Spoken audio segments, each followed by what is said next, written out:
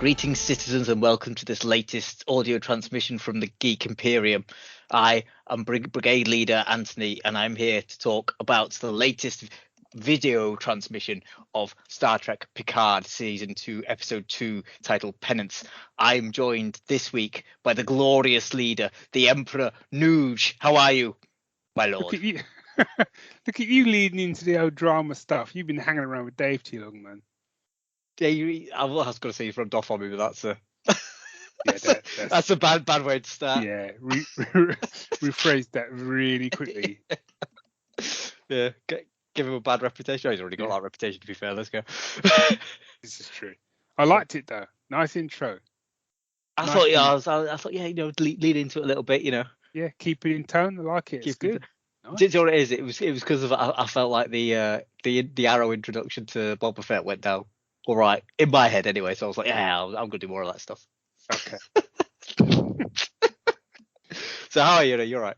I'm good. I'm looking forward to getting into this one. I got stuff. Oh, good. Because I got some stuff, but not as much stuff as I thought I'd have.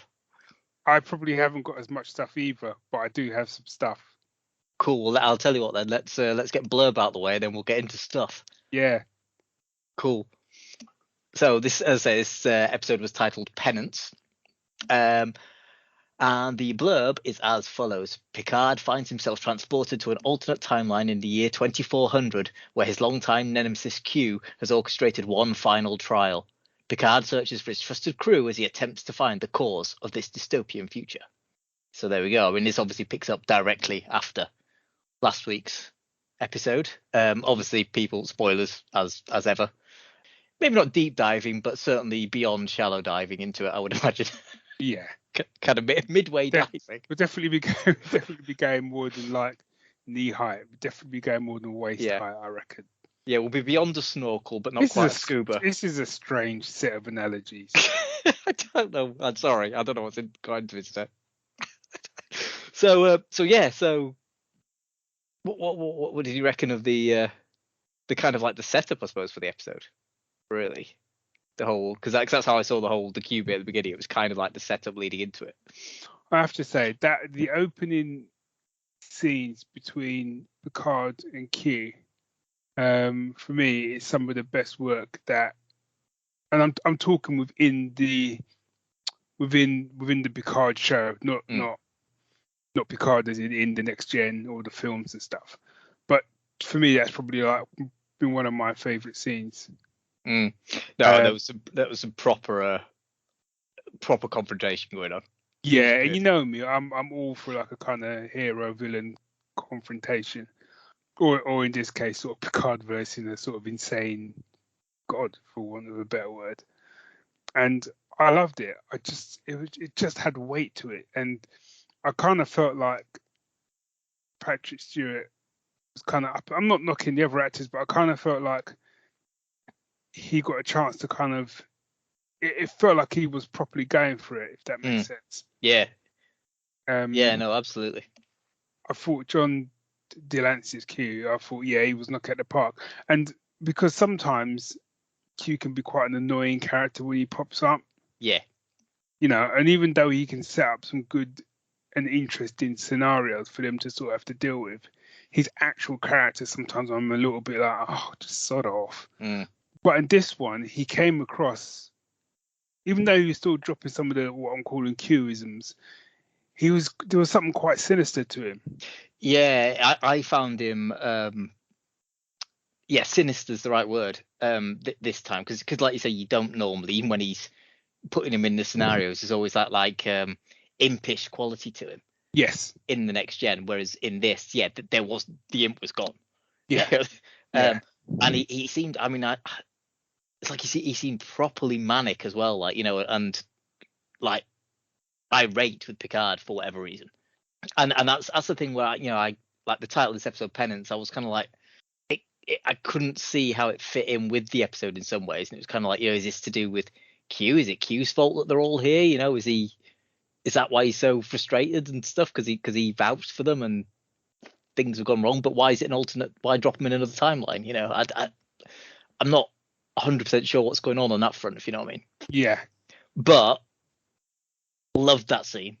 And I think what really showed that this Q was different from the Q that we've seen before was the fact that he hit him. Yeah, that was shocking as well. When he hit him, I was like, okay. I was like, we got a game now. I said, he's not playing. He's not playing. He's not here to kind of be joking about and doing look. I can turn to all these different uniforms. Yeah. I'm not messing about. I'm here for business. I'm in my black coat. This is Yeah, my business coat. I'm here in my business coat. I'm not messing about with you no more. And I think that's what I loved was the kind of arguing back and forth. And it was almost that kind of got stage like I am tired of messing about with you children. Yeah. Yeah, I'm not here to mess about. And it was almost that slap as I was a reminder of like, you can mouth off of me all you want, but I'm in charge here. Yeah, and I think that was something like, because as you were saying earlier, and we've talked about that impish nature to Q in the past has always almost led Picard to not underestimate him, because obviously he knows he's a powerful, transdimensional god being essentially, but to almost kind of think it's kind of like Superman when Mr. Mixie Spitlick turns up. It's kind of like, oh, not again. Do the episode and say his name backwards and he goes away, whatever kind of thing. Like, and that moment was very much like, yeah, that's not happening, dude. Yeah, you need to pay attention. Yeah, and you got a sense as well. There's something that Picard has clearly done in his past, possibly when he was a child. I don't know, that Q knows about, and it's obvious, and it's all tied in. Because there was definitely a part when he was kind of saying, almost like if there's anything you want to tell me, now's the time, sort of thing. Whereas Picard was kind of like, I'm not telling you anything. I don't need your help. And the Q's just like, all right, and he's off. But yeah, go on. Yeah, you were saying, but yeah, I completely agree with what you're going to say about the other characters. Yeah, I just love that, because it's so often the case with this sort of episode where, people find them, and you always have that kind of like, only Picard knows, and he has to track him down and convince him to join his team. Yes. And and I just like the fact that he's literally just like calls them and they're like, oh, apparently I'm president now, and yeah, great kind of thing, like, let's meet up sort of thing. And also as well, because these, especially Seven, because we know Seven from Voyager, these are characters that are used to dealing with the unknown. Yeah. And certainly in Picard and Seven's case, the extreme unknown. They've dealt with time travel. They've dealt with Q. They've dealt with the Borg. They've dealt with all sorts. Yeah. And one of the things I loved, so that's why it was quite good. I thought that they put Picard and Seven was front and center in powerful positions. Yes. And I loved when she woke up, and straight away she was like, boom, and was trying to figure out and just checking that she was dreaming. She wasn't dreaming. It's not right. Okay, I'm clearly not dreaming. Right, what's going on? Yeah, so the weirds happened. Being in this, and I think that was what was really good actually, was that you had, like you say, Picard and Seven, who so used to that kind of thing and just got on with it. Yeah. And then you had Raffi also, Raffi and what's his name? Rios, thank you. Both kind of like not quite up to the same level, but still kind of like, so this ain't right, but we need to roll with it. Yeah. And then you had the contrast with Elnor and Jurati. Who are the two, in inverted commas, normal people. They're not used to this kind of thing, especially Jurati. She was like almost giving the game away every turn, sort of thing. Yeah. And I loved that, and I loved the fact that they were all like just going along with it to the point of essentially turning up for an execution. Yeah. So yeah, and I actually really liked the fact that it's not the Mirrorverse as well. Yes, me too. It's not a mirror universe. It's a separate timeline. They were very clear on this is the same universe, but it's a different timeline because something happened at a point. Yeah. Figure it out, sort of thing. Because one of my worries was that this episode would literally be 5 minutes in this dodgy universe, and then they'd get a ship and boom, they're back in time. And then we're gonna get like, I don't know how many episodes with them effectively in our time. Yeah. And So I was a little bit worried about that. So one of the things I liked about this episode was the fact this episode was set in this timeline. So it set up the stakes, and now we know what the stakes are. Yeah. Now we know what this kind of totalitarian state is like. If they fail, that's their future. Yeah, this is gonna stick, sort of thing. Yeah, it's gonna stick, and I think I like that. Yeah, I think I'd have almost liked another episode of it, but I know the seasons it's not like they've got 26 episode seasons, so Yeah. I think it was long enough, and like you say, it was enough time for it to breathe and for you to get enough world building in there. Yeah. To know what was going on. And I think that was why it was clever as well, because I always find these like alternate timelines and stuff. And mirror universe. I always think, yeah, but if everything's so different, how are these people still here? If you know what I mean? How have you still got like Picard? How have you still got Annika? How have you still got Jurati? Because the things that led to them being there wouldn't have happened. If you know what I mean? Mm-hmm. But you roll with it because it's sci-fi and it's got world like that. Yeah.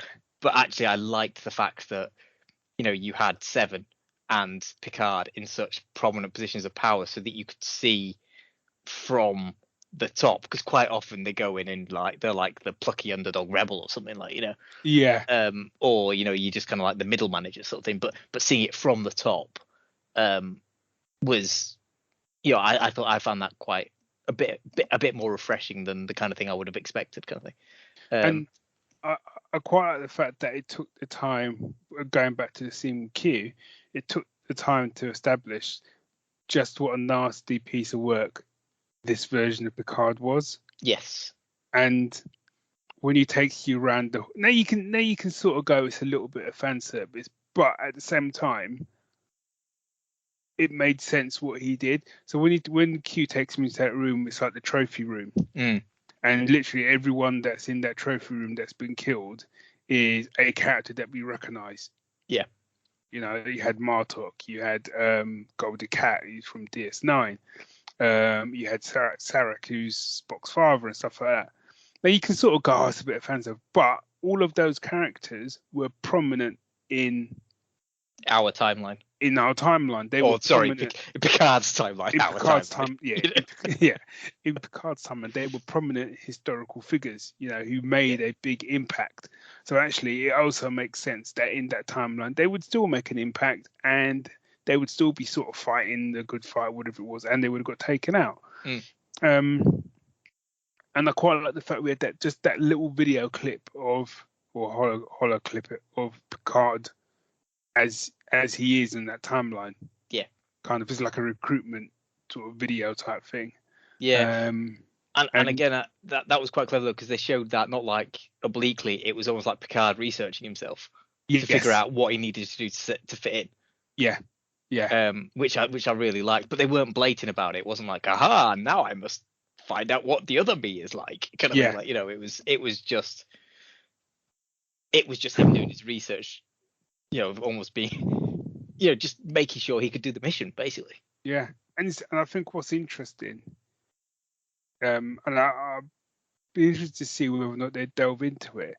But obviously, when they did the first Mirror Universe, and it was Kirk and Spock, whoever, go over to some universe, or it might have been just been Kirk, I can't remember now, that swaps over with his counterpart. But the whole concept of that is it's a different universe, so it's not the same Kirk. Yeah. Whereas in this one, it's the same Picard. Yeah, just basically in a different environment. Yeah. So what I'm interested to see is whether or not they delve into how he got to that stage, because you can make the argument that in First Contact, and probably in certain moments within Next Gen, if you watch certain episodes, you've seen elements of a Picard that you don't want to get on the wrong side of. Yeah, no, absolutely. Certainly in First Contact, you could see how he could easily have, if he hadn't been talked off that ledge, you could see easily how he could have kept going on that path. Yeah. To where he ends up. Yeah, absolutely. But going back, I also think, I really, really enjoyed this episode. I think one of the reasons I enjoyed it was because this is the first time I felt, and like you, maybe I do need to go back to watch the first season again, but they felt like a crew. Yeah. Yes. Absolutely. you know. And when you watch some of the other Star Trek films, I'm talking the films now rather than the TV shows, you've always got, obviously, you've got that core group, like the command group. You've got, like, you know, your Sulu, your Chekhov, your Uhura, Spock, McCoy, Scotty, Kirk. So you've always got that sort of core group, and you know who they are and stuff like that. And obviously, you can go through your Star Treks and you can pick out your core group. Whereas I think in the first season of Picard, I never got that. Even when they're on the ship, I didn't get that same vibe. No, it was very much, even at the end, it was a coming together of people who just happened to come together almost, like, you know. Yeah. And you had the history with Picard and Raffi, but that was an uncomfortable history at that point. Yeah. You know, and I think that was why it was quite a good move to set this season, like, you know, it's like 18 months or whatever it is after, because it's like in that time they've become that kind of family's the wrong word, but that crew. They've become that Starfleet crew together, whether they're together or not. Yes. Like, you know. Yeah. And sorry, go sorry. on. And I was just going to say, you know, and they come back into it really quickly in this episode. Is all. Yeah, that's all I was going to say. One of the things I really loved as well was when they talked about time travel. It was matter of fact. Yes. It wasn't a kind of big deal. It was like, we've got. What do you mean we've got a time travel? How the hell are we going to do that? Time travel? Don't be silly. And they're basically like, oh, we'll do the slingshot thing. Kirk did it all the time. Basically. Yeah, do you know what I mean? And I loved that. I just loved it. It was like, yep. So it's obviously he's corrupted the timeline. We need to find out when he's done that. We'll ask the Borg Queen. Okay, right. We know where we've got to go. How are we gonna? And the problem was just about how do we go about doing it? Yeah. How do we get a ship and out of where we are, basically? Yeah. Yeah. And I like the fact that it started to go wrong for him as well. Yeah, and I think that's the other thing as well. What I liked was, you know, it wasn't easy. And then when, you know, they tried to do a transport thing, it didn't work. And then the magistrate guy, the seventh husband, rocks up. And then Picard's he's literally got seconds. And he's like, right, you communication, right, you transport, you blah, blah, blah. And then he's out. And he just trusts them to do what they've got to do. And I think that was the part, that whole sequence was where I felt they were like a crew now. Yeah. And then also there was that bit though where he's like, you know, when it did start to go wrong, and he's like, okay, we're gonna have to shoot our way out. Yeah. Basically, but it was just a matter of fact, and like him and Seven were just on it. No way they were getting out of it unless things went right, which they did. But you know, it was like, yeah, it was like we just need more time, kind of thing. Yeah, and I was surprised that we got a cliffhanger. I was expecting once they beamed up, I thought, okay, here we go, they're going back to the past. So I was surprised when that didn't work. Yeah, no, absolutely. And I didn't know if the cliffhanger was going to be that the guy was about to shoot him, or if the cliffhanger was next episode's going to start and they're all like in prison or something. Yeah, I mean, you know, Elnor got blasted, didn't it? Yeah. So what? Yeah, whether it didn't look like a stun shot. To be honest, I don't think. To be fair, I don't think they have stun blasts. No, I don't. It's like, well, why have stun when you can have more kill? Yeah, I think that's the design philosophy. But yeah, no, I was, like you, I wasn't expecting it. Because I was expecting to get on the ship and get away and slingshot and into the next episode is what I was expecting. Yeah. Just going back a bit, because obviously they were talking about, like, you know, talking to the Borg Queen, and like she was all time sensitive and stuff, which makes sense. Borg do time travel stuff, and she's like, you know, the branch point, it was Los Angeles 2024. I can take you there, whatever. I get you to the right moment, whatever. So I don't know if you noticed, but before they went to the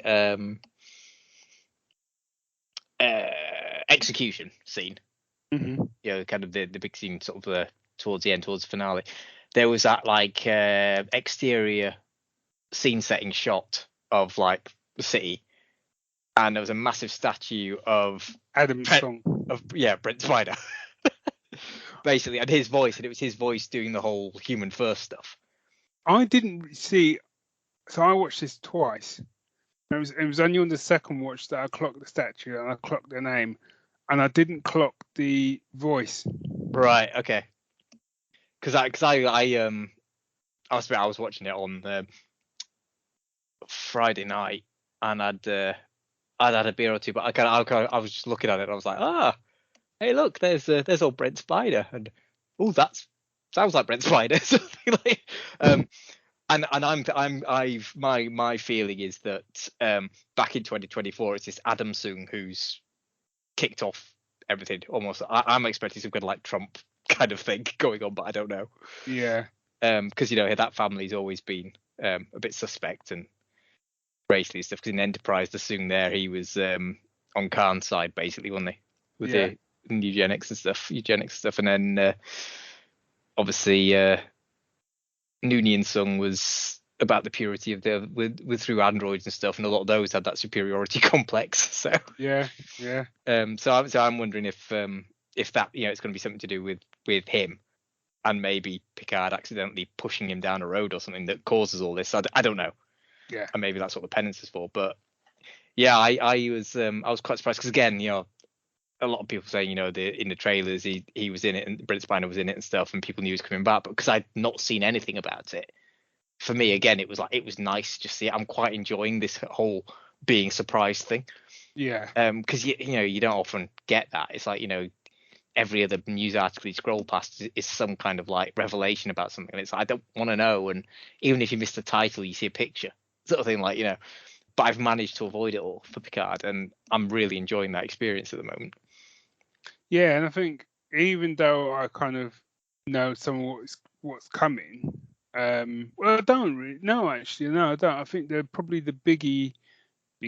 I think probably the big stuff is past now, like the fact that Q is in it, and the fact that they've got to go back to the past. Mm. And I've seen a trailer, and obviously there's some clips with them in the past, but that's just clips with them in the past. It's like that's not a shocker. I kind of knew that was happening.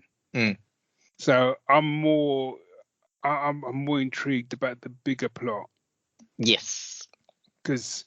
And I'm interested to see how much time they'll actually spend in the past. Yeah. Yeah. I mean, yeah, because I mean, as I say, I've not seen the trailer, so I don't know what stuff I've seen and what people have seen and what people haven't seen and stuff. But for me, yeah, I was almost a little bit worried at the end of it that it was going to be like almost most of the season was going to be in the past. Yeah. Because it's like I kind of got burnt by Galactica 1980, So, everyone else. Yeah, it's ruined the whole space people coming to Earth thing. It's ruined all that for me. So and although Star Trek 4 was pretty good, to be fair. Yeah. But yeah, it's that kind of like I want to know more about the Trek future, if you know what I mean, and honestly, this dystopian future as well. I hope they, go back there again. It sounds weird, but I hope that's not the end, the last that we see of it, because I want to spend a bit more time there, and with some kind of like almost like morbid curiosity kind of thing. Yeah. Well, the thing is as well, it's interesting because I think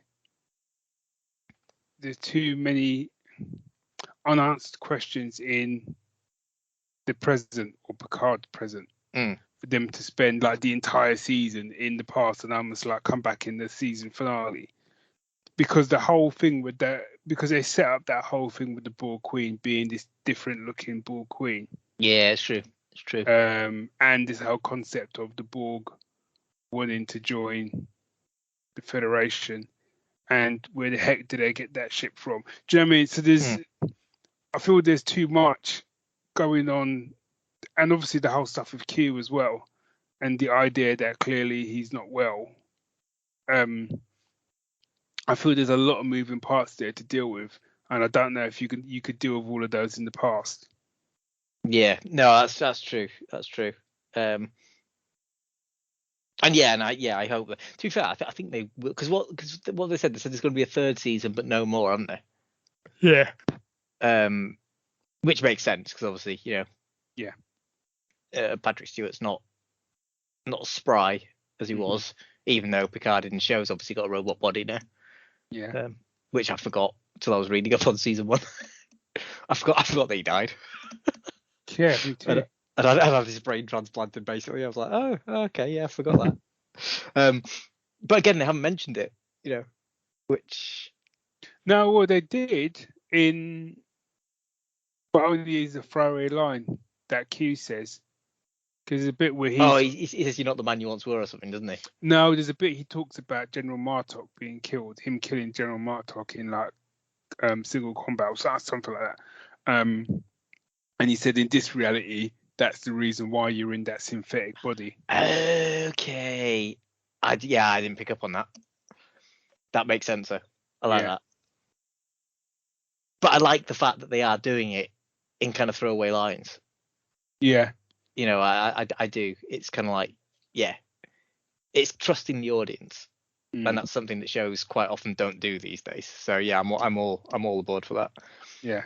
But yeah, I say, I'm happy to see how this goes. One other thought, which I know we talked briefly about the Borg Queen last episode. Do you think this version of the Borg Queen that was in the well, let's call it the fascist future, should we say?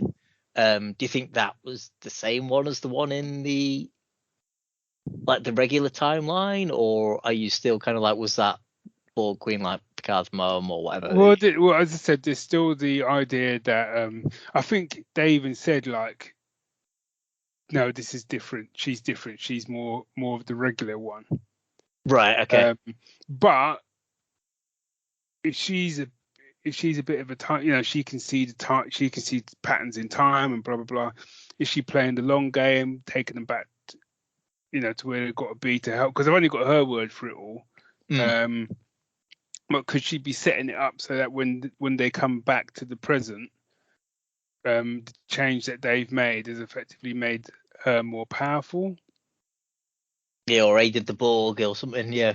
Yeah. I feel it's going to be. I feel there's going to be something where they feel they've sorted it all out, and then they get back and they realize they've kind of set up a lot of the stuff. Yeah, or made things worse somehow. Or made things worse. Yeah. Well, let's not say worse. Let's say differently bad. Yeah. Yeah. I mean, I do wonder if it will get to the stage where like that Dilo must need to call in Q because of the fact that they've messed up so badly. But no, yeah, as I said, I'm really enjoying this, mainly because I don't know what's coming. Yes, absolutely. So yeah, it was a cracking episode. I actually preferred that. I loved episode 1. I felt this one was a step up from episode 1. Yeah, completely agree with that. I loved episode 1. I liked the fact they let it have a bit of chance to breathe, and then kind of like, just literally ramped up the pace. It's proper enjoyed it. Yeah. Also, before we sign off, that piece of music they keep playing is obviously important. Which was that? So there's a bit where he's talking to Q, and then Q kind of does something, and then some music plays, and I can't remember the name of it. It's a very famous piece of music that they, in fact, one of the little Easter egg is that in what's the film with DiCaprio? Inception. Right. Basically, in Inception, the whole Inception soundtrack is built around that piece of music. Right. Okay. And I can't remember what the name of it is. They also used that music in the first episode. Just before the ship blows up, you hear that piece of music playing. Right. So it's too much. Once it's Queen, it's too much of a nod to me for it to not mean something. Is it Non Je ne regrette rien or Nocturne in E flat major? Don't know. I've literally just googled. If you told me who it was by, I could say yes. She's a very famous French singer. Frederick Coppin or Edith Piaf? Edith Piaf, that's it. Yeah, so it's Non Je ne regrette rien. Yeah, that's Q tells Picard if humanity keeps a dying Earth from actually fully dying as a paradise. Yeah. Yeah. Yeah, see, I'd never pick up on music. I'm terrible. Well, you know me. I do. I mean, that's why we have the balance. You pick up on the music, I pick up on inconsistent starships. It's a nice balance. Yeah. Also, a cracking use of the I love this season's theme as well. The way that it uses the same theme as season 1, but it's got a much darker tone to it, which is probably in keeping now that we've seen what the timeline looks like. It almost makes sense. That's what they've done. Yeah, no, absolutely. I think yeah. I mean, the thing I love about Picard is it's still Star Trek, but it is very much its own thing. Yeah. Ooh, pardon me. So yeah, it does feel like Star Trek, but it also feels unique. I love it. Yeah. For that. Yeah, me too. Cool. Well, let's call it there, shall we? Yeah, let's call it.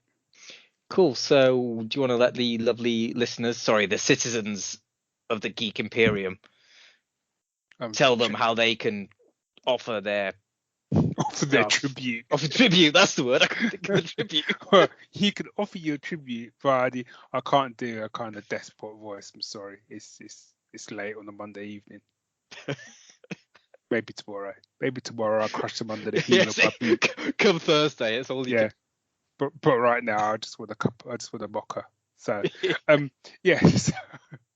If you want to get in contact, if you enjoyed the episode, if you didn't enjoy the episode of Picard and want to kind of chat about it with us, then drop us an email at geeksyndicate.co.uk. You can catch us on Instagram at Geek Syndicate. We're on Twitter at Geek Syndicate, and we have a private GS Facebook group. If you go on there, you do a search, knock on the doors, and we'll let you in. With tribute. Yeah, all right. Let it go now. As always, big thank you to everyone that has been donating to the show via Ko-fi, Patreon, and just straight up donations via PayPal. Cool. Well, thanks everyone for joining us and listening. Barry, it's been a pleasure as always, and I look forward to meeting up again to talk about episode 3. Yeah. Can't wait. Nice one. Cool. See you, everyone. Live long and prosper.